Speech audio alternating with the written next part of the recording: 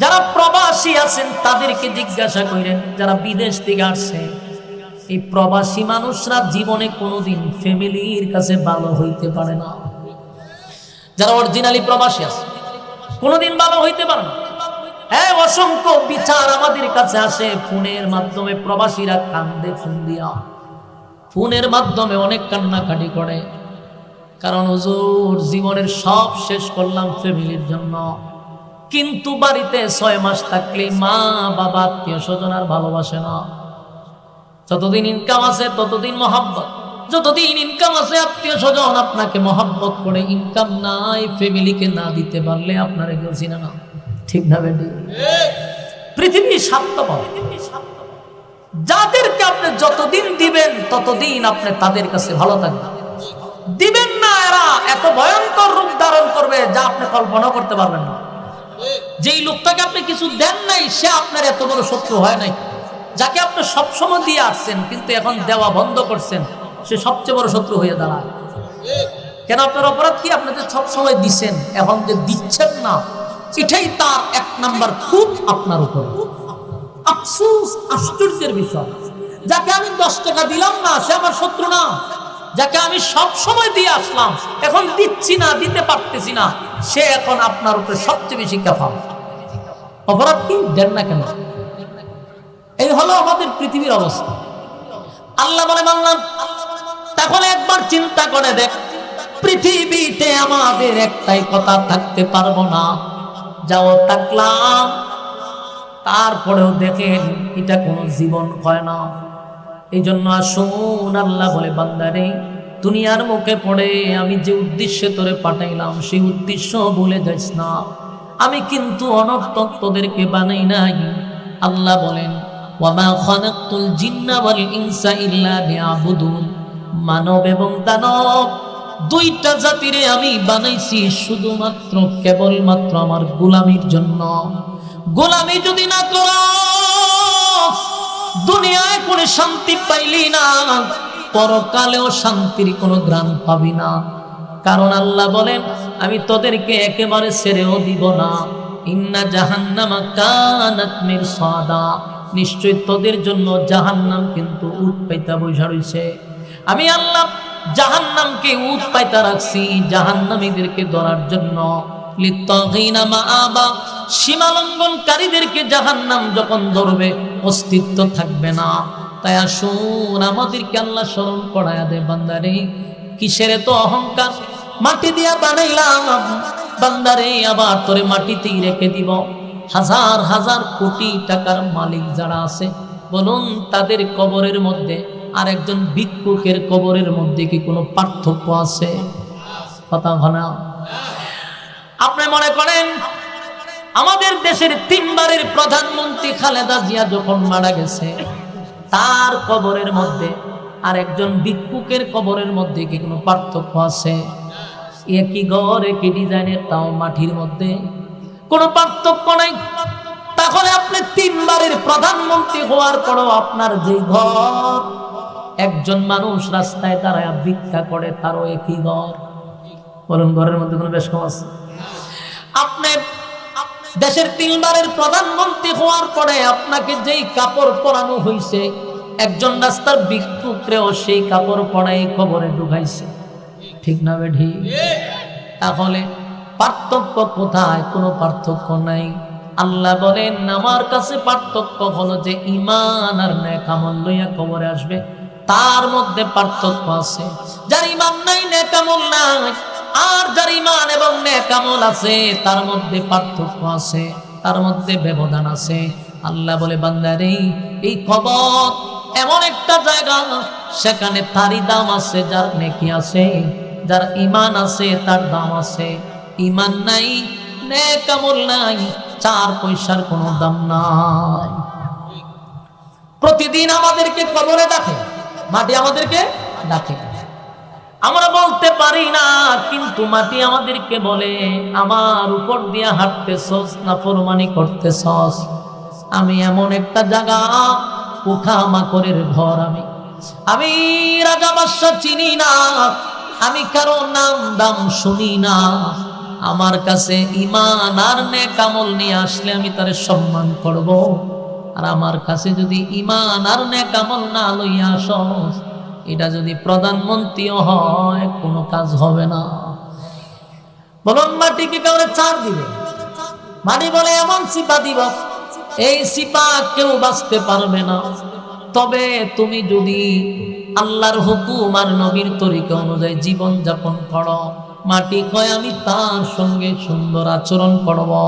আর যদি মন গড়া জিন্দেগি চালাইয়া আমার মালিকের জমিনের উপরে চইলা মালিকের নাফরমানি করে কবরের ভিতরে আসো, আমি ওয়াদা দিলাম আচরণ কিন্তু সুন্দর হবে না, ভয়ঙ্কর অবস্থা হবে। আমার যুবক ভাইরা, তাহলে এক নাম্বার হলো পৃথিবী থাকার জায়গা নয়, আমরা থাকবো না, মাটিতে শোয়া দেওয়া হবে। আবার আল্লাহ কয় সেই মাটির থেকে আমি দাঁড় করাবো যেদিন ইসরাফিলের তৃতীয় সিংহায় ফুঁক দিবে। ইসরাফিল সিংহায় ফুঁক দিবে তিনটা, কোন রেওয়ায়াতে আসছে দুইটা, কোন জায়গায় তিনটা। মনে করেন ধরে নেন তিনটা ফুঁক দিবে। তিন ফুঁক যে সময় দিবে, প্রথম ফুঁকে কিন্তু ধ্বংস হয়ে যাবে, দ্বিতীয় ফুঁকে মানুষের বডি আবার গঠন হবে। যে যাকে যেখানে খবর দিছে, এই এলাকার মানুষ আপনাকে যেখানে খবর দিছে, কিয়ামতের ময়দানে সেখান থেকে আপনি ওইটা দাঁড়াবেন। আশুগঞ্জের মানুষ হবিগঞ্জ গিয়া দাঁড়াবে না, হবিগঞ্জের মানুষ আশুগঞ্জ আইসা দাঁড়াবে না। আমার আপনার যেখানে খবর দেওয়া হবে রে, সেখান থেকে আমি আপনি ওইটা দাঁড়াবো। সেই মানুষটা কিন্তু আবার উঠবেও কাদা মাটির নিচ থেকে। আল্লাহ বানাইছে মাটি দিয়া, শুয়াইছে মাটিতে, আবার উঠাবেও মাটির থেকে। কাদা মাটির নিচ থেকে মানুষগুলা ওইটা যখন দাঁড়াবে, উলঙ্গ অবস্থায় কিন্তু দাঁড়াতে হবে। কারো শরীরে কোনো কাপড় থাকবে না। যত বড় দেশের প্রেসিডেন্ট হন, শরীরে কোনো কাপড় নাই, উলঙ্গ অবস্থায় আল্লাহ দাঁড় করাবে। শুধুমাত্র কেবলমাত্র একজনের শরীরে কাপড় থাকবে, যিনি সমস্ত নবীকুলের সম্রাট, দু জাহানের বাদশা নবী মুহাম্মদুর রাসূলুল্লাহ সাল্লাল্লাহু আলাইহি ওয়াসাল্লাম। আমার নবীকে আল্লাহ হাসরের মাঠে কাপড় পরিধান করাবে, এমনকি জান্নাতি পোশাক পরাইয়া হাবিবে কিবরিয়াকে হাসরের মাঠে জিবরাইল দাঁড় করাবে। আমার নবী ছাড়া কারো শরীরে কোনো কাপড় থাকবে না, উলঙ্গ অবস্থায় দাঁড়াবে। বাইরে আর ছিলাম উলঙ্গ অবস্থায়, আবার আল্লাহ দাঁড় করাবে উলঙ্গ অবস্থায়। শুধু আমার নবীকে আল্লাহ জান্নাতের পোশাক পরাবে, জান্নাতি পোশাক পরায়া দাঁড় করাবে। আমার যুবক ভাইরা, আর নবী ছাড়া কারো শরীরে কোনো কাপড় থাকবে না। এই বিষয়টা নিয়ে আম্মা জান আয়েশা সিদ্দিকা রাদিয়াল্লাহু তাআলা আনহা নবীকে জিজ্ঞাসা করছিল, পয়গম্বর হাসরের মাঠে কি সবাই উলঙ্গ হইয়া দাঁড়াইব? আল্লাহর নবী বলেন, আয়েশা গো, প্রত্যেকটা মানুষকে আল্লাহ উলঙ্গ অবস্থায় দাঁড় করাবে। আম্মা জান আয়েশার চেহারাটা মলিন হইয়া নবীর দিকে তাকায়া বলে, বাবা নবীজি, আমরা না উম্মতের মা, আপনি নবীর স্ত্রী, এই হাসরের মাঠে আমাদেরকেও উলঙ্গ অবস্থায় দাঁড় করাবে। এই লজ্জা কোথায় রাখবো? এই লজ্জা কিভাবে ঢাকবো? আল্লাহর নবী বলেন, আয়েশা রে, এটা দুনিয়া না, দুনিয়া না, এটা কঠিন একটা জায়গা। সেই জায়গাতে কে উলঙ্গ? কার শরীরে কাপড় আছে গো, কার শরীরে কাপড় নাই, এটা তো দেখার সময় নাই। মানুষ সবাই উঠার সাথে সাথে বলবে, ইয়া রাব্বি নফসি নফসি নফসি। আল্লাহ, আমার কি উপায় হবে? আমার কি উপায় হবে? আদম নবীর থেকে নিয়া ঈসা রূহুল্লাহ পর্যন্ত সমস্ত নবী রাসূল যাদের কোনো গুনাহ নাই, নবীরা হলো মাসুম। আহলে সুন্নাত ওয়াল জামাতের আকীদা হলো কোন নবীরা গুনাহ করে নাই, সব নবীরা মাসুম। সেই মাসুম নবীরা পর্যন্ত বলবে, ইয়া রাব্বি নফসি, ইয়া রাব্বি নফসি। আল্লাহ, আমার কি উপায় হবে? আমার কি উপায় হবে? ও আয়েশা, সেদিন কি তোমার দিকে কেউ তাকাবে? তুমিও কি কারো দিকে তাকাবে না? সেদিন মানুষ হাসরের মাঠে কাদা মাটির নিচ থেকে যখন ওইটা দাঁড়াবে, মানুষ পাগলের মতো ছোটাছুটি করতে থাকবে আর বলবে, ইয়া রাব্বি নফসি নফসি নফসি। আল্লাহ, আমার কি উপায় হবে? ওই যে মানুষ উপরের দিকে তাকাইব, 1000 বছর চলে যাবে, একবারও নিচের দিকে তাকায়া দেখার সময় পাবে না। বড় ভয়ানক একটা অবস্থা। এই মানুষ আতঙ্কে থাকবে গো। সেদিন আল্লাহর তর্জন গর্জন শুরু হবে, তর্জন গর্জন শুরু হবে। সেদিন হিসাব নিকাশের দিন। আল্লাহ হবে মালিক ইয়াউমিদ্দিন। সেদিন আল্লাহ হবে বিচারক, ইনসাফের বিচার শুরু করবে। মালিক যখন বিচারক হবে, বিচারের মাঠ কায়েম হবে। সেখানেও দুইটা বিষয়। একটা হলো যারা দুনিয়ার জমিনে আল্লাহর হুকুম নবীর তরিকায় জীবন যাপন করছে, তাদেরকে নবীর বরকতি হাতের পানি পান করাইয়া আল্লাহ আরশের ছায়ার নিচে বসার সুযোগ করে দিবে। আর কিছু মানুষ রোদের তাপে মাথার মগজগুলি গলে গলে পড়তে থাকবে, আর জিহ্বাটা কুকুরের মতো বাহির হয়ে যাবে, পানির পিপাসায় কলিজা ফেটে যাবে। মানুষগুলি দৌড়াদৌড়ি করতে থাকবে, ছোটাছুটি করতে থাকবে। কারণ হাসরের মাঠে 3টা সময় হলো সবচেয়ে ভয়ানক, সবচেয়ে ভয়ঙ্কর, সবচেয়ে আতঙ্কের সময়। এই 3টা সময় গোটা হাসরের মাঠে সবচেয়ে ভয়ঙ্কর, সবচেয়ে আতঙ্ক 3টা সময়। একটা হলো এই আমল নামা যখন দিবে, এটাকে বাম হাতে দিবে না ডান হাতে দিবে, এই চিন্তায় মানুষ বৃদ্ধ হয়ে যাবে, এই চিন্তায় মানুষ অস্থির হয়ে যাবে। কারণ কার ডান হাতে আসবে, কার বাম হাতে আসবে, এই চিন্তায় মানুষ পাগলের মতো হয়ে যাবে। কারণ এমন একটা পরিস্থিতি শুরু হবে রে, যখন কাউকে বাম হাতে আমল নামা দেওয়া হবে। আপনি তো দেখতেছেন যে একজনকে বাম হাতে আমল নামাটা দিছে, এই যে দেওয়ার সিস্টেম দেখে অনেকের কলিজা শুকায়া যাবে। মানুষকে স্বাভাবিকভাবে বাম হাতে আমল নামা দিবে না। অনেক সময় বলা হয়েছে বাম হাতটারে বুক বরাবর ঢোকাবে, ছিদ্র করে টেনে হেসড়ে পিছন দিকে বাহির করা হবে। এই বাহির করার পরে গার মাথা থাকবে সামন দিকে, এটারে মুসরাইয়া গার নিবে পিছন দিকে। কি বুঝলেন? সেদিন মরবেন না, মনে করতে জন্য মরিতে যাব না। মরণ নাই, মরণ নাই, মরণ নাই, মরণ নাই। জাহান্নামেও মরণ নাই, জান্নাতেও মরণ নাই। মরণ বস্তু নামক জিনিসটারে আল্লাহ মাইরা ফেলাইব। অবস্থা আরো ভয়ানক হবে। আমল নামা ভারী হয়ে গেলে এরপর আপনার যাত্রা শেষ না। এরপরে ব্রিজের গোড়ায় দাঁড়াবেন, সেখান দিয়া যদি আপনার ইমানের পাওয়ার যদি থাকে, সেই পাওয়ারে বিদ্যুৎ গতিতে আপনি জান্নাতে চলে যাবেন। আর যদি ইমানের পাওয়ার না থাকে, পাওয়ারের উপরে ডিপেন্ড করবে। কেউ দৌড়াইয়া যাবে, কেউ হাঁটতে হাঁটতে যাবে, কেউ আবার বিদ্যুৎ গতিতে চলে যাবে। যদি কেউ উসুটকে নিচে পড়ে, ওই নিচেই হলো জাহান্নাম। ইন্না জাহান্নামা কানাত মিরসাদা। নিচে জাহান্নাম উট পাইতা বসে আছে জাহান্নামীদেরকে ধরার জন্য। লিত্তাগিনা মাআবা, যারা সীমা লঙ্ঘন করছে, আল্লাহ কয় সীমা লঙ্ঘনকারীদেরকে ধরার জন্য। লাবিসিনা ফিহা আহকাবা, সেখানে যুগের পর যুগ অবস্থান করতে হবে। তাহার কোনো সিস্টেম নাই, বাঁচানোর কোনো সিস্টেম নাই। এই দুনিয়াতে যদি আমাদের নামে মামলা হয় গো, তাহলে এই মামলা জামিন করার জন্য বড় ভাই আছে, ছোট ভাই আছে, ফাতি নেতা আছে, ছোট নেতা, বড় নেতা, বহু মানুষে ফোন দেয়, অমুক নেতায় ফোন দিছে, তারে ছাইরা দেন। কিন্তু জাহান্নামের ভিতরে কারো সুপারিশ গ্রহণযোগ্য নয়। একমাত্র একজনের সুপারিশ গ্রহণযোগ্য হবে, তিনি সমস্ত নবীকুলের সম্রাট নবী মুহাম্মদুর রাসূলুল্লাহ সাল্লাল্লাহু আলাইহি ওয়াসাল্লাম। তবে আল্লাহর হাবিব যাদেরকে সুপারিশ করবে তারা কারা হবে? যারা দুনিয়ায় নবীর সুন্নাহ অনুযায়ী জীবন যাপন করছে, যারা আল্লাহর হুকুম দুনিয়ায় পালন করছে, নবী তাদেরকে সুপারিশ করে জান্নাতে নিবে।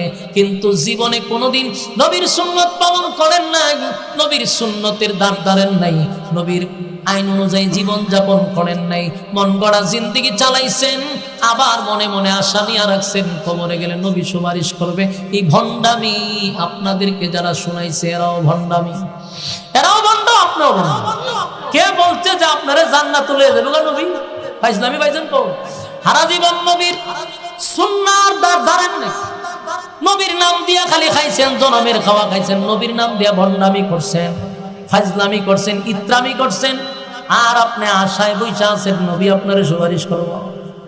ফাইজলামি পাইছেন। নবী তাদেরকেই সুপারিশ করব যারা দুনিয়ার জমিনে নবীর সুন্নাহ অনুযায়ী চলছে। আল্লাহ বলেন, বন্ধু এই সমস্ত লোকদেরকে আমি আপনার বরকতি হাতের পানি পান করাবো না যারা দুনিয়াতে আপনার রেখে যাওয়া ইসলাম পালন করে। একখানা আয়াতি কারিমা তেলাওয়াত করছি, খুব পরিচিত একটি আয়াত। যেহেতু এখানে দেখলাম কবরবাসীর মাগফিরাত কামনায় আজকের এই মাহফিল, এই হেডলাইন দেখে আমি আয়াতে কারিমা তেলাওয়াত করছি। পরিচিত, সুপরিচিত একটি আয়াত, যে আয়াতটি আমরা মৃত মানুষের কবরের সামনে দাঁড়াইয়া পড়তে থাকি, তখনই আমাদেরকে এই আয়াতটা স্মরণ করাইয়া দেয়। যখন কোনো মানুষ মারা যায়, আল্লাহ রাব্বুল আলামিন এই আয়াতের মধ্যে তিনটা কথা তুলে ধরছেন, যে কথাগুলি আমাদের জানা। এইখানে কথা কথা, হ্যাঁ, এই ভ্যান্ডেলের বাম দিকে কথা বলতে, এই তো নিজেও আর শুনতে চায় না, কারো শুনতেও দেয় না। এই আয়াতগুলির মধ্যে তিনটা কথা তুলে ধরছে। এই তিনটা কথা আমাদের খুব জানা দরকার, বোঝা দরকার। এই কথার মধ্যে অনেক কিছু আল্লাহ ঢুকাইছে। দেখেন, প্রথম আমাদের জানতে হবে যে এই পৃথিবী চিরস্থায়ী না। পৃথিবীতে কেউ থাকতে পারছে? আল্লাহর পরে যার সম্মান আর মর্যাদা, সমস্ত নবীকুলের যিনি সম্রাট, সমস্ত নবীদের নবী মুহাম্মদুর রাসূলুল্লাহ সাল্লাল্লাহু আলাইহি ওয়াসাল্লাম, যদি পৃথিবীতে থাকার কারো অনুমতি থাকতো তাহলে আমার নবী থাকতে পারত। আল্লাহর পরে যার সম্মান, যেই নবী থাকতে পারল না, আমি আপনি দুনিয়ায় থাকবো কিভাবে? কোন পাওয়ারে থাকবো? থাকার কোনো সুযোগ নেই। পৃথিবীটা ক্ষণস্থায়ী, চিরস্থায়ী না। তাহলে আমরা এটার থেকে 100% নিশ্চিত যে আমরা পৃথিবীতে থাকবো না। কোনো সন্দেহ আছে? একটা আরেকটার মধ্যে ডাকে ভর কি পরিমাণ করছে চিন্তা করেন। ওই যে কইছি সব গিয়া ভর করছে, আগে আসেন একটা, এখন কটা 10 থেকে 15টা করে বিরক্ত করেন। সাবধান, বিরক্ত করেন। যারা শুনতেছে এদেরকে শুনতে দেন। বলুন আল্লাহ এই আয়াতগুলিতে কয়টা কথা তুলে ধরছে? তিনটা। এই তিনটা কথা জানার আগে আমরা এটা আগে নিশ্চিত হইলাম যে পৃথিবীটা কোনোভাবেই থাকার জায়গা না, এবং লক্ষাধিক নবী রাসূল আল্লাহ পাঠাইছে। কেউ থাকতে পারছে? আমাদের নবীও থাকতে পারছে না। তাহলে পৃথিবী থাকার জায়গা নয়, চলে যেতে হবে, এটা 100%। এই পৃথিবী চিরস্থায়ী থাকবে না। এক সময় আল্লাহ বিশ্ব পরিস্থিতির পরিসমাপ্তি ঘটাইয়া দিবে। বিশ্ব পরিস্থিতি থাকবে না, সব ধ্বংস করে দিবে। আল্লাহ নিজেও বলছেন সব ধ্বংস করব, কুল্লু মান আলাইহা ফান, ধ্বংস করে দিবে। তো ধ্বংস হওয়ার আগে, মানে বিশ্ব পরিস্থিতিটা ধ্বংস হওয়ার আগে আমরা নিজের আগে ধ্বংস হব।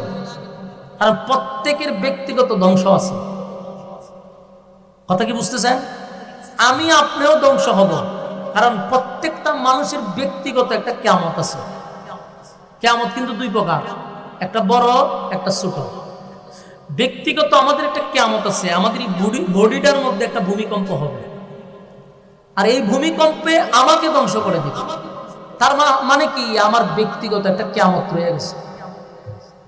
আর আল্লাহ যেটা বাঁশির মাধ্যমে, ইসরাফিলের বাঁশির মাধ্যমে যেটা ধ্বংস করে দিবে, এটা হলো বিশ্ব পরিস্থিতির পরিসমাপ্তি। আল্লাহ ঘটাইয়া দিবে, জমিনের মধ্যে জালজালা সৃষ্টি করবে, জমিন শেষ করে দিবে। আসমান জমিন, সূর্য চন্দ্র গ্রহ নক্ষত্র সবই ধ্বংস হবে।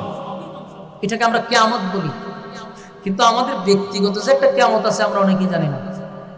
আমাদের একটা কিয়ামত আছে, সেই কিয়ামতে আমার 3.5 হাত বডিটাকে ধ্বংস করে দিবে। এই জন্য আসুন, পৃথিবী থাকার জায়গা নয়। তাহলে আমরা থাকবো না, চলে যেতে হবে। তাহলে এখানে কেন আসলাম? প্রশ্ন আসতে পারে না? কেন আসলাম? আর আল্লাহই বা আমাদেরকে পাঠাইলো কেন? থাকবো না তো পাঠাইলো কেন? আমরা প্রথমেই দুনিয়াতে ছিলাম না, আমরা রুহের জগতে ছিলাম। সেখান থেকে ইনডাইরেক্ট হোক আমরা এই পৃথিবীতে আসছি। কারণ আমাদের আব্বা এবং আম্মা আদম এবং হাওয়া দুজন জান্নাতে বসবাস করছে। তো তারা যদি আমাদের আব্বা আম্মা হয়, আমরা তাদের সন্তান। তো আব্বা আম্মা ডাইরেক্ট জান্নাতে ছিল, যে কোনো কারণে তাদেরকে জান্নাত থেকে দুনিয়া নামক জায়গায় পাঠাইছে। তাই আমরাও দুনিয়াতে আসছি, তাদেরকে আবার দুনিয়ার থেকে আল্লাহ নিয়ে গেছে। তাই আমরাও এই দুনিয়ার থেকে একদিন চলে যাব। তাদেরকেও আল্লাহ আবার একদিন দাঁড় করাবে, আমরাও একদিন দাঁড় হব। কথা কি বুঝতেছেন? তাহলে আসুন, আমরা এক সময় পৃথিবীতে আমরা আসিলাম না, আমাদের পূর্বপুরুষরা ছিল। এখন আমরাও এক সময় থাকবো না, আমাদের সন্তানরা থাকবে, আমাদের সন্তানরা এক সময় থাকবে না, তার সন্তান থাকবে। এইভাবেই তো শুরু হয়েছে। তাহলে প্রথম আমাদের যাত্রা হইল জান্নাত থেকে দুনিয়া। এই দুনিয়ার থেকে আবার চলে যাব কবরের জগতে।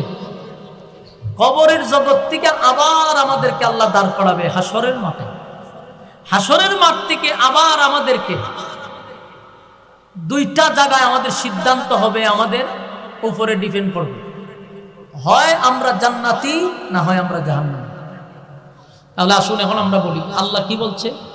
যে আমি তোমাদেরকে মাটির থেকেই তৈরি করছি। যেই আয়াতটা আমরা কবরে যাওয়ার পরে মুর্দারে যখন আমরা মাটিতে শোয়াই, বাঁশ টাস দিয়া মাটি যখন দেই, তখন মানুষ কি করে? মাটি দেয়ার কয় মিনহা খালাকনাকুম ওয়া ফিহা নুঈদুকুম ওয়া মিনহা নুখরিজুকুম তারাতান উখরা। এটা কোন সময় পড়েন? কথা হয় না, কই আইছে বাস তো একটু হা হু কম। তিনি কইলে তো আমি বুঝতাম যে কথা শুনতেছে।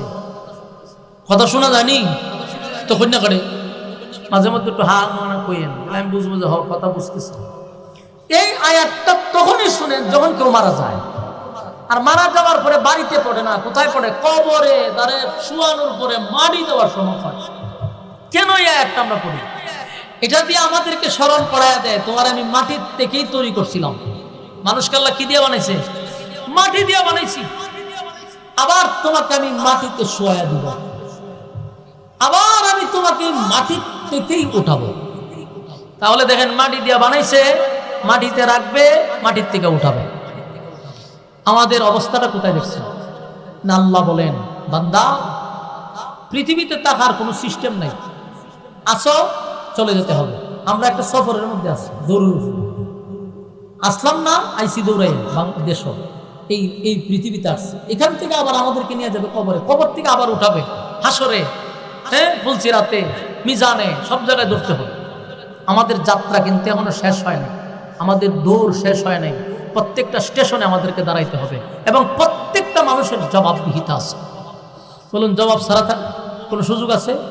কুল্লু নাফসিন বিমা কাসাবাত রাহিন। প্রত্যেকটা মানুষ তার কৃতকর্মের জন্য আল্লাহর সামনে দাঁড়াইতে হবে, এতে কোনো সন্দেহ। এই জন্য আসুন, আমাদের আসাটা এবং যাওয়াটা, আসার সময় প্রতিটা মানুষ কানতে কানতে আমরা আসি। কোনো মানুষ পৃথিবীতে আসার সময় বাজনা টাজনা বাজাইয়া হাসতে হাসতে তারপরে আনন্দ ফুর্তি করে দুনিয়াতে আসে না। প্রত্যেকটা মানুষ কান্দে, কিন্তু এই কান্নাটা দিয়ে আমাদের শুরু, যাওয়াটা যেন কান্নার সাথে না হয়, যাওয়াটা যেন আমাদের হাসি খুশিতে হয়। মানুষ আমাদের জন্য কান্দবে, কিন্তু আমরা যেন হাসতে হাসতে কবরে যাই। কারণ যখন আপনি পৃথিবীতে আসছেন, আপনি একলা কাঁদছেন, কিন্তু ঘরের সবাই আপনার আসার আগমনে হাসছে। ঠিক না বেটি?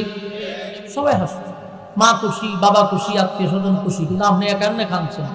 সবাই আপনার আনন্দে আনন্দিত, কেউ মিষ্টি বিতরণ করছে। কিন্তু যাওয়ার সময়টায় যেন কেউ না হাসে। যাওয়ার সময় হাসাটা কিন্তু মারাত্মক। যাওয়ার সময় মানুষ আপনার জন্য কাঁদতে হবে, আর আপনি তখন হাসতে হাসতে যাবেন। আপনার যাওয়াটা যেন কান্নার সহিত না হয়, আর মানুষ যেন আপনার যাওয়ার সময় না হাসে। এখানে দুইটা পরিবর্তন। আসছিলাম কাঁদতে কাঁদতে, বিপরীত হলো যাব হাসতে হাসতে, আর মানুষ আমার জন্য কাঁদবে। কথা বল ঠিক? এই জন্য এমন জীবন করহে গঠন, মরিলে হাসিবে তুমি, কাঁদিবে গোপন। যেমন তার উদাহরণ বাস্তব, উসমান বিন হাদি, ঠিক না? মারা তো গেছে, এখনো তার জন্য মানুষ কান্দে, এখনো কান্দে। অথচ 16 বছর আমরা দেখছি কোন নেতা মারা গেলে মানুষ ইন্না লিল্লাহ পড়ে নাই, মানুষ পড়ছে আলহামদুলিল্লাহ। কোন নেতা যদি মারা গেছে তো কমেন্টসে লেখছে কি আলহামদুলিল্লাহ। আর উসমান হাদি চলে যাওয়ার পরে আজও পর্যন্ত তার কবরে অনেক মানুষ কান্নাকাটি করে। কি ছিল? আমাদের কোন আত্মীয় স্বজন ছিল, রক্তের সম্পর্ক ছিল না, কিন্তু তার কথা স্মরণ হলে এখনো মানুষ কান্দে। কারণ এমন একটা জীবন গঠন করে গেছে, সে চলে গেছে, কিন্তু আজকে গড়ে গড়ে হাদি তৈরি হয়ে গেছে। তো এমন জীবন গঠন করা দরকার। আল্লাহ বলেন, বান্দা, পৃথিবীর সমগ্র সৃষ্টি জগতের মধ্যে আমি তোমাকে শ্রেষ্ঠত্ব দিছি, আমি তোমারে সম্মান দিছি, আমি তোমারে কোয়ালিটি সম্পন্ন করে বানাইছি। তোমারে বানাইতে গিয়া আমি আল্লাহ নিজের কুদরতি হাত লাগাইছি। আমি তোমারে বানাইছি সময় নিয়া, আসমান জমিন সূর্য চন্দ্র বানাইছি হুকুম দিয়া, আর তোমারে বানাইছি নিজের কুদরতি হাত দিয়া। বানানোর পরে আমি আল্লাহ আবার তোমার পিছনে উফাদি লাগাইয়া দিছি যে মানুষ বানাইছি, এটা সৃষ্টির মধ্যে সবচেয়ে শ্রেষ্ঠ। ফেরেশতা নূর দিয়া বানাইলেও মানুষে কি করছে? সৃষ্টির শ্রেষ্ঠত্ব দান করছে। তো এত কোয়ালিটি সম্পূর্ণ করে বানানোর পরে যদি তুমি তোমার মন গড়া জিন্দেগি চালাও, আমার জমিনে হাঁটার পরে আমারই নাফরমানি করো, তাহলে এটা নিশ্চিত থাকো তোমার সামনে কিন্তু জবাবদিহিতা আছে। কথা বল ঠিক না? ঠিক। তুমি ভাইবো না যে আমি তোমার একেবারে ছেড়ে দিব, কারণ এই সামান্য সময় পৃথিবীতে তোমারে পাঠাইছি, এটা শুধুমাত্র কেবলমাত্র একটা পরীক্ষার জন্য। কারণ তোমার দৌড় শেষ হয়েছে না, তুমি আসছো আবার চলে যাইবা। তো এখানে কেন স্টেশনে দাঁড়াইছো? একটা পরীক্ষা দিবা। এখান থেকে তোমার দৌড় শেষ হয়েছে না, কবরের জগতে যাইবা, সেখান থেকে তোমাকে আরো দৌড়তে হবে, তোমার দৌড় শেষ হয়েছে না। তুমি যদি এখানেই মনে করো যে আমি আসছি এখানে একটু ঘুমাই, সময় তো চলে গেল। আমার যুবক ভাইরা, রব্বে কারীম বলেন, বান্দা, আমি তোমাকে মাটি থেকে তৈরি করলাম, মাটি দিয়া বানাইলাম। এই মাটি দিয়া বানানোর পরে আমি আবার তোমাকে ঠিক সময়ে মাটির মধ্যেই তোমাকে শোয়ানো হবে, আবার তোমাকে একদিন আমি মাটির থেকে দাঁড় করাবো। তাহলে মাটি দিয়া বানাইলো, মাটিতে শুয়াইলো, আবার মাটির থেকে উঠাইলো। আমাদের দৌড় কিন্তু শেষ হয় নাই, আমাদের দৌড় কিন্তু চলতেছে। আল্লাহ বলেন, প্রত্যেকটা মানুষ আমার সামনে দাঁড়াইয়া তার কৃতকর্মের জন্য আবার জবাব দিতে হবে। মনে করবেন না মালিক আমারে আপনারে দুনিয়ায় ছেড়ে দিছে, এখানেই আমাদের জীবনের শেষ। না, এখানেই জীবনের শেষ না। কেন আসলাম, কেন পাঠাইলো, এই বিষয়টা আমাদের মাথায় রাখা দরকার। এই পৃথিবী চিরস্থায়ী নয় গো, ক্ষণস্থায়ী, অনন্তকাল একটা জায়গা আছে, সেখানে আমাদেরকে যেতে হবে। কারণ আমার সামনে আমার মা চলে গেল, বাবা চলে গেল, দাদা চলে গেল, কেউ তো থাকলো না, এটা নিশ্চিত আমিও চলে যাব, কোনো সন্দেহ নেই। ক্ষমতা দিয়েও থাকতে পারবো না, পাওয়ার দিয়েও থাকতে পারবো না। এই যে আপনাদের এলাকার মোরদাগানের ইসালে সওয়াব উপলক্ষে মাহফিলটা করছেন, আপনারা মহিষার গ্রামের কত মানুষ ছিল যারা গত বছর এখানে ছিল, এই বছর নাই। এমনও মানুষ আছে গ্রামে যাদের পাওয়ারে, যাদের দাফটে এলাকার মানুষ কাঁপছে। আজকে দেখেন তাদের কবরের সামনে কেউ যায় না, তাদের কবরের সামনে মাসে বছরে একবারও কেউ যায় না রে। তার মানে এই দুনিয়ায় থাকতে তোমার পাওয়ার ছিল, ক্ষমতা ছিল, যেদিন দুনিয়া থেকে চলে গেছো, বলো তোমার যাওয়ার কারণে কি দুনিয়া কোনো দিক দিয়ে থেমে আছে? দুনিয়া আগের মতোই চলতেছে, দুনিয়া থামে নাই। আমি চলে গেলে আমার দুনিয়া থামবে না। আমি চলে গেলে আমার কিছুই থেমে থাকবে না। কারো যদি অফিস থাকে অফিস কিন্তু আগের মতোই চলবে, কারো গাড়ি থাকলে গাড়ি আগের মতো চলবে, কারো ব্যবসা থাকলে আগের মতো চলবে। আপনার ঘরের মানুষগুলো আগের মতোই সে গোসল করবে, খানা খাবে, তার প্রতিদিন যে কাপড় পরার সেটা পরবে। আপনি চলে গেছেন এই জন্য সে আর কোনোদিন কাপড় পরবে না। আপনি চলে গেছেন সে কোনোদিন খানা খাইবে না। আপনি চলে গেছেন সে আর কোনোদিন হাসবে না, সে আর কোনোদিন আনন্দ করবে না। বিষয়টা কি এমন না? আমি চলে গেলাম, 2 দিন 3 দিন পরে আমার খবর আর কেউ নেয় না। মানুষের মন থেকে আল্লাহ আস্তে করে আপনার মহব্বতটা সরায়া দিবে। যেই সন্তানের জন্য আপনি এত কিছু করলেন, যেই সন্তানের জন্য মাথার ঘাম আপনি পায়ে ফেলাইলেন, সেই সন্তান 2 দিন 3 দিন পরে বাবার কথা ভুলে যায়। যে স্ত্রীর জন্য এত কিছু করলেন, জীবনের সব কিছু দিয়ে স্ত্রীকে খুশি রাখার চেষ্টা করলেন, অনেক সময় মা বাবাকে কাঁদাইলেন স্ত্রীর জন্য, সেই বউ আপনাকে 3 দিন 4 দিনের পর আর স্মরণ রাখে না। তার আগের মতোই তার জীবনযাত্রা শুরু হয়ে গেছে, আপনার জন্য কোনো দিক থামে নাই। অথচ আপনি একটা গুরুত্বপূর্ণ ব্যক্তি ছিলেন আপনার ফ্যামিলির জন্য। যেই ফ্যামিলি আপনার কষ্টের কারণে ফ্যামিলি চলতো, আপনার অর্জিত টাকায় তারা মাস্তি করত, খানা দানা, এমনকি তারার ভোগ বিলাসিতা আপনার টাকার দ্বারাই হইতো। কিন্তু আপনি নাই, কোনো কিছু থেমে নাই, আগের মতোই চলছে। তাহলে আমার যুবক ভাইরা, এই পৃথিবীটা কত নিষ্ঠুর একটু চিন্তা করে দেখেন। আপনি চলে গেলেন, কেউ আপনার জন্য এমন নয় যে ঘর বাড়ি ছেড়ে আপনার কবরস্থানে গিয়া ঘর করছে যে আমি আর ঘরে থাকবো না, আমার বাবা মরে গেছে অথবা আমার ভাই মরে গেছে রে, আমি আজকের থেকে আর ঘরে থাকবো না, আমি আমার বাবার কবরের পাশে একটা ঘর বানায়া থাকবো। আমার স্বামী চলে গেছে, আমি আর আমার এই বেডরুমে থাকবো না, আমি একটা ছোট ঘর বানায়া কবরের সাথেই ঘুমাবো। এমন ইতিহাস কি পৃথিবীতে আপনারা দেখছেন? দেখেন নাই, শুনেন নাই? এমন ঘটনা ঘটবেও না, এটাও নিশ্চিত। কারণ মানুষ এতটা বোকা না। যতদিন থাকবেন, যতদিন করবেন, যতদিন মিশবেন, ততদিন আপনার কথা স্মরণ থাকবে। আপনি নাই, আপনার কথাও স্মরণ নেই। ঠিক না বেঠি? তাহলে এবার আসুন, এখন আপনি একটু বালিশের সঙ্গে মাথা লাগাইয়া চিন্তা করে দেখেন তো, মানুষ কতটা নিষ্ঠুর, দুনিয়া কতটা নিষ্ঠুর।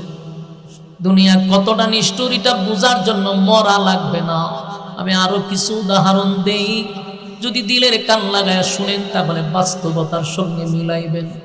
মরা লাগে না, শুধু আপনি একটু চিন্তা করে দেখেন। আজকে আপনার কথা হলো ফ্যামিলির মধ্যে সবচেয়ে গুরুত্বপূর্ণ ব্যক্তি আপনি। আজকে কেন আপনি গুরুত্বপূর্ণ? টাকা ইনকাম করেন, আপনার টাকা আছে, ফ্যামিলি আপনার দ্বারাই চলে, তাই আপনার গুরুত্ব আছে ফ্যামিলির মধ্যে।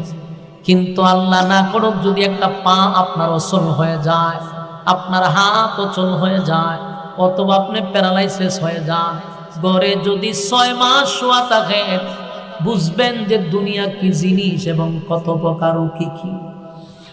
নিজের স্ত্রী আপনাকে আর ভালোবাসবে না, নিজের স্ত্রী আপনার প্রতি বিরক্ত হবে, সন্তান আপনার প্রতি বিরক্ত হবে। ভাই, আমার নিজের চোখে আমি দেখছি, লোকটার টাকা পয়সার অভাব নেই, বিশাল বাড়ি করছে, কিন্তু প্যারালাইসিস হয়ে বাথরুমে যেতে পারে না।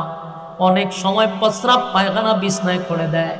স্ত্রী তার প্রতি বিরক্ত, সন্তান বিরক্ত। অনেক সময় এই মানুষটা একা একা কান্দে আর কয়, হায় রে, কুকুর বিড়ালের দাম আছে, এই ফ্যামিলিতে আমার কোনো দাম নাই। ঠিক না বেঠি? আমার যুবক ভাইরা, পৃথিবী এত নিষ্ঠুর। আমার নিজের চোখে আমি দেখছি, যে লোকটার এত পাওয়ার ছিল সংসারের মধ্যে, তার টাকা পয়সার কোনো অভাব নাই, ভোগ বিলাসিতা, তার টাকা দিয়া তার স্ত্রী, তার সন্তান, তার আত্মীয় স্বজন করলো। কিন্তু লোকটার একটা পা ভেঙে গেছে, 6 মাস শুধু বেড রেস্ট ছিল। ফ্যামিলির সব মানুষ তার প্রতি বিরক্ত হয়ে গেছে। বউ আগের মতো তারে ভালোবাসে না, খালি ধমকের উপরে রাখে। সন্তানগুলি বলে, তার পায়খানা প্রস্রাবের গন্ধে ঘরে থাকা যায় না। এমন পরিস্থিতি হয়েছে, লোকটা আমার কাছে এক সময় বলতে লাগলো, ভাই আমার আল্লাহ মৃত্যু দিত, আমার কেন আল্লাহ নেয় না, আমি মরতে চাই, এই জীবন আর রাখতে চাই না, কারণ আমি যতক্ষণ বেঁচে আছি প্রত্যেকটা ফ্যামিলির মানুষের কাছে আমি যেন বিরক্তের কারণ হয়ে দাঁড়াইছি। আমার যুবক ভাইয়েরা, তাহলে দেখুন, মানুষ মরতে হয় না, মরার আগেই বিছনায় শুয়া দেখেন, যেই ফ্যামিলি আমার আমার আমার আমার বলি, যেই মা আমার বলি, যেই বাবা আমার বলি, ভাই বোন সবাই আমার, কিন্তু আমার লোকগুলি যখন আমি বিছনায় পড়ে যাই অথবা আমার দ্বারা কোনো ফ্যামিলি চলে না, ঠিক ওই মানুষ আমার মানুষগুলা পর হয়ে যায়। ঠিক আছে, মরা লাগবে না, জীবিত অবস্থায় আপনি অনেক কিছু বুঝতে পারবেন। যারা প্রবাসী আছেন তাদেরকে জিজ্ঞাসা করেন, যারা বিদেশ থেকে আসছে, এই প্রবাসী মানুষরা জীবনে কোনোদিন ফ্যামিলির কাছে ভালো হইতে পারে না। যারা অরিজিনালি প্রবাসী আছে কোনোদিন ভালো হইতে পারে না। হ্যাঁ, অসংখ্য বিচার আমাদের কাছে আসে ফোনের মাধ্যমে, প্রবাসীরা কান্দে ফোন দিয়া, ফোনের মাধ্যমে অনেক কান্নাকাটি করে, কারণ হুজুর জীবনের সব শেষ করলাম ফ্যামিলির জন্য, কিন্তু বাড়িতে 6 মাস থাকলে মা বাবা আত্মীয় স্বজন আর ভালোবাসে না। যতদিন ইনকাম আছে ততদিন মহাব্বত, যতদিন ইনকাম আছে আত্মীয় স্বজন আপনাকে মহাব্বত করে, ইনকাম নাই ফ্যামিলিকে না দিতে পারলে আপনারা কেউ চিনে না। ঠিক না বেটি? পৃথিবী স্বার্থপর, যাদেরকে আপনি যতদিন দিবেন ততদিন আপনি তাদের কাছে ভালো থাকবেন, দিবেন না এরা এত ভয়ঙ্কর রূপ ধারণ করবে যা আপনি কল্পনা করতে পারবেন না। যেই লোকটাকে আপনি কিছু দেন নাই সে আপনার এত বড় শত্রু হয় নাই, যাকে আপনি সবসময় দিয়ে আসছেন কিন্তু এখন দেওয়া বন্ধ করছেন, সে সবচেয়ে বড় শত্রু হয়ে দাঁড়ায়। কেন? আপনার অপরাধ কি? আপনি যে সবসময় দিচ্ছেন, এখন যে দিচ্ছেন না, এটাই তার 1 নাম্বার খুব আপনার উপরে। আফসোস, আশ্চর্যের বিষয়, যাকে আমি 10 টাকা দিলাম না সে আমার শত্রু না, যাকে আমি সব সময় দিয়ে আসলাম এখন দিচ্ছি না, দিতে পারতেছি না, সে এখন আপনার উপরে সবচেয়ে বেশি কাফা। অপরাধ কি? দেন না কেন? এই হলো আমাদের পৃথিবীর অবস্থা। আল্লাহ বলে মানলাম, তাহলে একবার চিন্তা করে দেখ, পৃথিবীতে আমাদের একটাই কথা, থাকতে পারবো না, যাও থাকলাম, তারপরেও দেখেন এটা কোনো জীবন হয় না। এই জন্য আসুন, আল্লাহ বলে বান্দারে, দুনিয়ার মুখে পড়ে আমি যে উদ্দেশ্যে তোরে পাঠাইলাম সেই উদ্দেশ্য ভুলে যাস না। আমি কিন্তু অনর্থক তোদেরকে বানাই নাই। আল্লাহ বলেন, ওয়ামা খালাকতুল জিন্না ওয়াল ইনসা ইল্লা লিয়াবুদুন, মানব এবং দানব দুইটা জাতিরে আমি বানাইছি শুধুমাত্র কেবলমাত্র আমার গোলামির জন্য। গোলামি যদি না করো, দুনিয়ায় কোনো শান্তি পাইলি না, পরকালেও শান্তির কোনো গ্রাণ পাবি না। কারণ আল্লাহ বলেন, আমি তোদেরকে একেবারে ছেড়েও দিব না। ইন্না জাহান্নামা কানাত মিরসাদা, নিশ্চয় তোদের জন্য জাহান্নাম কিন্তু উট পাইতা বইসা রইছে। আমি আল্লাহ জাহান্নামকে উট পাইতা রাখছি জাহান্নামীদেরকে ধরার জন্য। লিত্তাগিনা মাআবা, সীমালঙ্ঘনকারীদেরকে জাহান্নাম যখন ধরবে অস্তিত্ব থাকবে না। তাই আসুন, আমাদেরকে আল্লাহ স্মরণ করায়া দে, বান্দারে কিসের তো অহংকার, মাটি দিয়া বানাইলাম বান্দারে, আবার তোরে মাটিতেই রেখে দিব।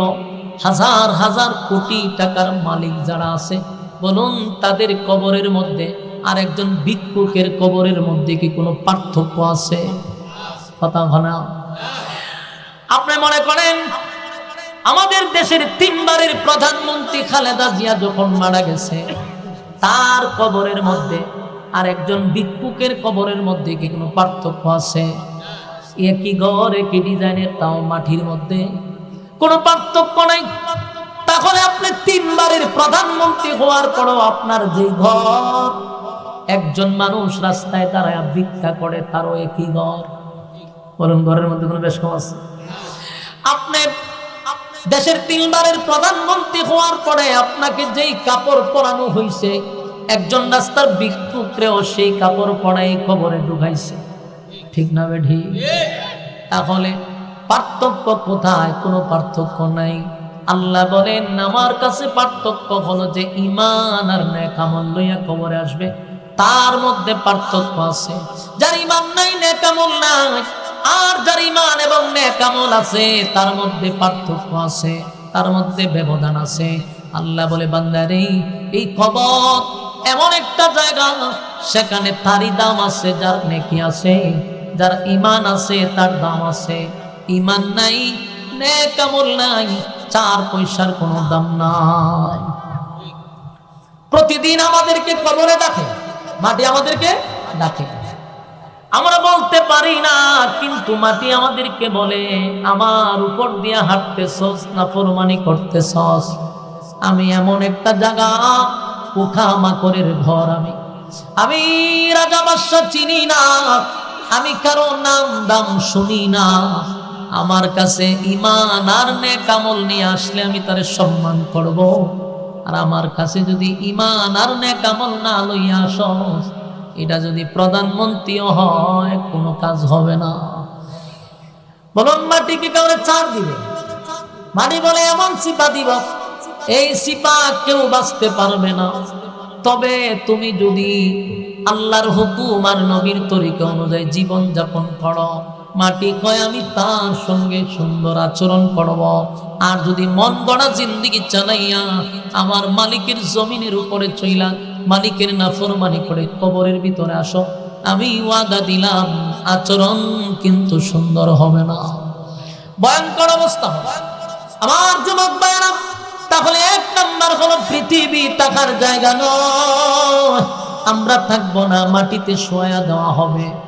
আবার আল্লাহ কয় সেই মাটির থেকে আমি দাঁড় করাবো যেদিন ইসরাফিলের 3য় সিংহায় ফুঁক দিবে। ইসরাফিল সিংহায় ফুঁক দিবে 3টা, কোন রিওয়ায়াতে আসছে 2টা, কোন জায়গায় 3টা। মনে করেন ধরে নেন 3টা ফুঁক দিবে। 3 ফুঁক যে সময় দিবে, প্রথম ফুঁকে কিন্তু ধ্বংস হয়ে যাবে, দ্বিতীয় ফুঁকে মানুষের বডি আবার গঠন হবে। যে যাকে যেখানে খবর দিছে, এই এলাকার মানুষ আপনাকে যেখানে খবর দিছে, কিয়ামতের ময়দানে সেখান থেকে আপনি ওইটা দাঁড়াবেন। আশুগঞ্জের মানুষ হবিগঞ্জ গিয়া দাঁড়াবে না, হবিগঞ্জের মানুষ আশুগঞ্জ আইসা দাঁড়াবে না। আমার আপনার যেখানে খবর দেওয়া হবে রে, সেখান থেকে আমি আপনি ওইটা দাঁড়াবো। সেই মানুষটা কিন্তু আবার উঠবেও কাদা মাটির নিচ থেকে। আল্লাহ বানাইছে মাটি দিয়া, শুয়াইছে মাটিতে, আবার উঠাবেও মাটির থেকে। কাদা মাটির নিচ থেকে মানুষগুলা ওইটা যখন দাঁড়াবে, উলঙ্গ অবস্থায় কিন্তু দাঁড়াতে হবে। কারো শরীরে কোনো কাপড় থাকবে না। যত বড় দেশের প্রেসিডেন্ট হন, শরীরে কোনো কাপড় নাই, উলঙ্গ অবস্থায় আল্লাহ দাঁড় করাবে। শুধুমাত্র কেবলমাত্র একজনের শরীরে কাপড় থাকবে, যিনি সমস্ত নবীকুলের সম্রাট, 2 জাহানের বাদশা, নবী মুহাম্মদুর রাসূলুল্লাহ সাল্লাল্লাহু আলাইহি ওয়াসাল্লাম। আমার নবীকে আল্লাহ হাসরের মাঠে কাপড় পরিধান করাবে, এমনকি জান্নাতি পোশাক পরাইয়া হাবিবে কিবরিয়াকে হাসরের মাঠে জিবরাইল দাঁড় করাবে। আমার নবী ছাড়া কারো শরীরে কোনো কাপড় থাকবে না, উলঙ্গ অবস্থায় দাঁড়াবে। বাইরে আর ছিলাম উলঙ্গ অবস্থায়, আবার আল্লাহ দাঁড় করাবে উলঙ্গ অবস্থায়। শুধু আমার নবীকে আল্লাহ জান্নাতের পোশাক পরাবে, জান্নাতি পোশাক পরায়া দাঁড় করাবে। আমার যুবক ভাইরা, আর নবী ছাড়া কারো শরীরে কোনো কাপড় থাকবে না। এই বিষয়টা নিয়ে আম্মা জান আয়েশা সিদ্দিকা রাদিয়াল্লাহু তাআলা আনহা নবীকে জিজ্ঞাসা করছিল, পয়গম্বর, হাসরের মাঠে কি সবাই উলঙ্গ হইয়া দাঁড়াইব? আল্লাহর নবী বলেন, আয়েশা গো, প্রত্যেকটা মানুষকে আল্লাহ উলঙ্গ অবস্থায় দাঁড় করাবে। আম্মা জান আয়েশার চেহারাটা মলিন হইয়া নবীর দিকে তাকায়া বলে, আগো নবীজি, আমরা না উম্মতের মা, আপনি নবীর স্ত্রী, এই হাসরের মাঠে আমাদেরকেও উলঙ্গ অবস্থায় দাঁড় করাবে। এই লজ্জা কোথায় রাখবো? এই লজ্জা কিভাবে ঢাকবো? আল্লাহর নবী বলেন, আয়েশা রে, এটা দুনিয়া না, দুনিয়া না, এটা কঠিন একটা জায়গা।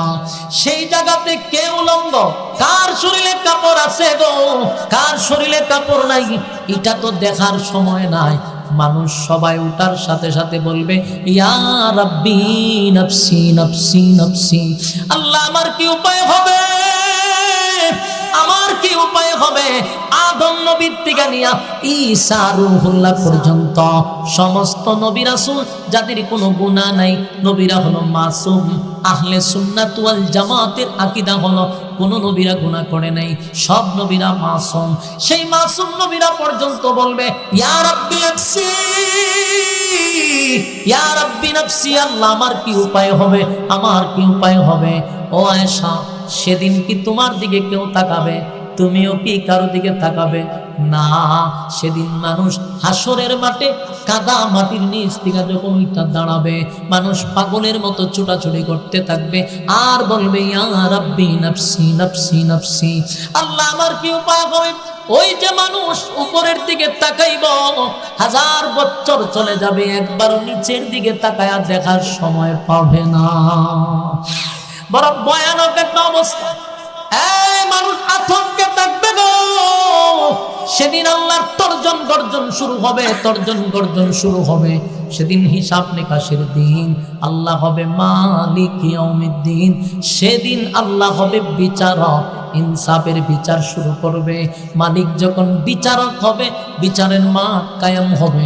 সেখানেও দুইটা বিষয়, একটা হলো যারা দুনিয়ার জমিনে আল্লাহর হুকুম নবীর তরিকায় জীবন যাপন করছে, তাদেরকে নবীর বরকতি হাতের পানি পান করাইয়া আল্লাহ আরশের ছায়ার নিচে বসার সুযোগ করে দিবে। আর কিছু মানুষ রোদের তাপে মাথার মগজগুলি গলে গলে পড়তে থাকবে, আর জিহ্বাটা কুকুরের মতো বাহির হয়ে যাবে, পানির পিপাসায় কলিজা ফেটে যাবে। মানুষগুলি দৌড়াদৌড়ি করতে থাকবে, ছোটাছুটি করতে থাকবে। কারণ হাসরের মাঠে 3টা সময় হলো সবচেয়ে ভয়ানক, সবচেয়ে ভয়ঙ্কর, সবচেয়ে আতঙ্কের সময়। এই 3টা সময় গোটা হাসরের মাঠে সবচেয়ে ভয়ঙ্কর, সবচেয়ে আতঙ্ক 3টা সময়। একটা হলো এই আমল নামা যখন দিবে, এটাকে বাম হাতে দিবে না ডান হাতে দিবে, এই চিন্তায় মানুষ বৃদ্ধ হয়ে যাবে, এই চিন্তায় মানুষ অস্থির হয়ে যাবে। কারণ কার ডান হাতে আসবে, কার বাম হাতে আসবে, এই চিন্তায় মানুষ পাগলের মতো হয়ে যাবে। কারণ এমন একটা পরিস্থিতি শুরু হবে রে, যখন কাউকে বাম হাতে আমল নামা দেওয়া হবে।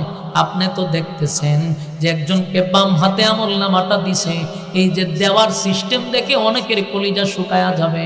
মানুষকে স্বাভাবিকভাবে বাম হাতে আমল নামা দিবে না। অনেক সময় বলা হয়েছে বাম হাতটারে বুক বরাবর ঢোকাবে, ছিদ্র করে টেনে হেসড়ে পিছন দিকে বাহির করা হবে। এই বাহির করার পরে গার মাথা থাকবে সামন দিকে, এটারে মুসরাইয়া গার নিবে পিছন দিকে। কি বুঝলেন?